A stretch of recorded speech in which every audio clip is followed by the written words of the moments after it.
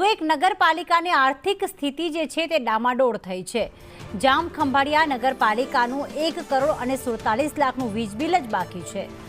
Water works વિભાગનું 1,36,00,000નું વીજ bill બાકી છે, જ્યારે સ્ટ્રીટ લાઇટનું 10,85,000નું વીજ બિલ બાકી છે। પીજીવીસીએલ ગમે ત્યારે વીજ જોડાણ કાપે તેવી સ્થિતિ છે। જયસુખ મોદી જોડાઈ ગયા। જયસુખ, આટલું બધું બિલ બાકી છે, કેટલા સમયથી ભરવામાં નથી આવ્યું અને કોઈ નોટિસ મળી છે કે કેમ નગરપાલિકાને? એ પ્રતિ વાત કરવામાં આવે તો જામખંભાળિયા નગરપાલિકાનો વીજ પુરવઠો છે જે હાલ ગમે ત્યારે જે છે બીજીએલ દ્વારા જે છે ગરકાઈભરી રીતે જે કટ કરવામાં આવી શકે છે।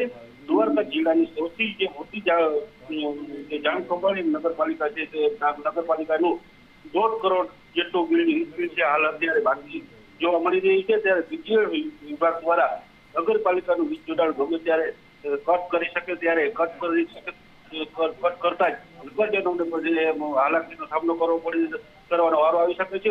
જ્યારે પાલિકાના વોટર વર્કર્સ વિભાગનું 1,36,42,274 તો સ્ટ્રીટ લાઇટનું 10,85,844 બિલ છે જે હાલ અત્યારે ઝડપ થઈ ચૂકી છે। ત્યારે ચોક્કસથી વાત કરવામાં આવે તો બીજીએસએલ દ્વારા જે લોકો સાથે જે કડકાઈ ભરી જે કામગીરી કરવામાં આવે છે ત્યારે નગરપાલિકા સામે કડકાઈ ભરી કામગીરી ક્યારે કરવામાં આવશે તે હાલ હવે જોવાનું રહ્યું છે।